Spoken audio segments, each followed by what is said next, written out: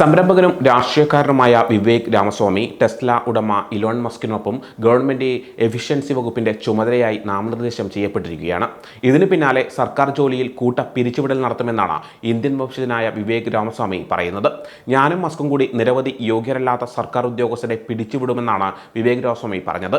ഇത്തരത്തിലുള്ള പ്രവർത്തനത്തിലൂടെയാണ് രാജ്യത്തെ രക്ഷിക്കാൻ പോകുന്നതെന്നും അദ്ദേഹം പറഞ്ഞു. ഫ്ലോറിഡയിലെ മാറേലഗോയിൽ വെച്ചാണ് അദ്ദേഹം ഇക്കാര്യം വ്യക്തമാക്കിയത്. ഇലോണിനെ നിങ്ങൾക്ക് ഇതുവരെ മനസ്സിലായോ എന്ന് എനിക്കറിയില്ല. ആള് ഉളിയൊന്നും എടുത്തിട്ടായിരിക്കില്ല വരിക, നല്ല അറക്കവാളെടുത്തിട്ടായിരിക്കും വരിക. അതായത് ഇലോൺ മസ്ക് ചെറിയ പരിപാടിക്കൊന്നും നിൽക്കില്ല. US-ൽ നടപ്പിലാക്കാൻ പോകുന്നത് വലിയ മാറ്റങ്ങൾ തന്നെയായിരിക്കുമെന്നാണ് വിവേക് രാമസ്വാമി മുന്നറിയിപ്പ് നൽകുന്നത്. റോമ സാമ്രാജ്യം പോലെ അമേരിക്കയും അധപ്പതിച്ചുകൊണ്ടിരിക്കുകയാണെന്ന് കഴിഞ്ഞ കുറച്ച് വർഷങ്ങളായി പലരും വിശ്വസിക്കുന്നുണ്ട്. രാജ്യം ദുർബലമായിക്കൊണ്ടിരിക്കുകയാണെന്നാണ് പലരും വിശ്വസിക്കുന്നത്.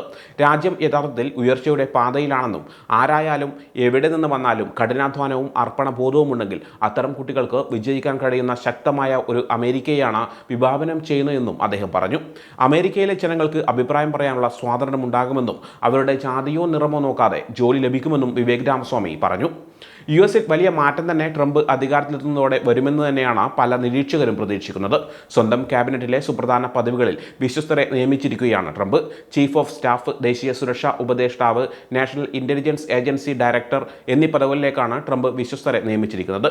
മാർക്കോ റൂബിയോ, തുൾസി ഗബാർഡ്, മാറ്റ് ഗേറ്റ്സ് എന്നിവർക്കാണ് സുപ്രധാന ചുമതലകൾ. ഫ്ലോറിഡയിൽ നിന്നുമുള്ള സെനറ്ററായ മാർക്കോ റൂബിയോ പുതിയ വിദേശകാര്യ സെക്രട്ടറിയാകും. ഈ പദവിയിലെത്തുന്ന ആദ്യ ലാറ്റിനോ വംശജൻ കൂടിയാണ് മാർക്കോ റൂബിയോ.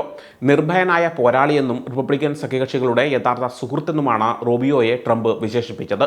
റിപ്പബ്ലിക്കൻ പാർട്ടിയിലേക്ക് കൂറുമാറിയ തുൾസി ഗബാർഡിനാണ് നാഷണൽ ഇന്റലിജൻസ് ഡയറക്ടർ പദവി. മാറ്റ് ഗേറ്റ്സ് ആണ് അറ്റോർണി ജനറൽ പദവിയിലേക്ക് എത്തുന്നത്.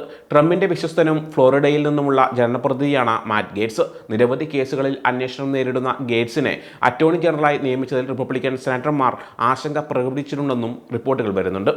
ഫോക്സ് ന്യൂസിന്റെ വാർത്താ അവതാരനായ പീറ്റ് ഹെഗ്സെത്താണ് ട്രംപ് വൈറ്റ് ഹൗസിലെ പുതിയ പ്രതിരോധ സെക്രട്ടറി. ആഭ്യന്തര സുരക്ഷാ സെക്രട്ടറിയായി കൃതി നോയത്തെയും തെരഞ്ഞെടുത്തിട്ടുണ്ട്.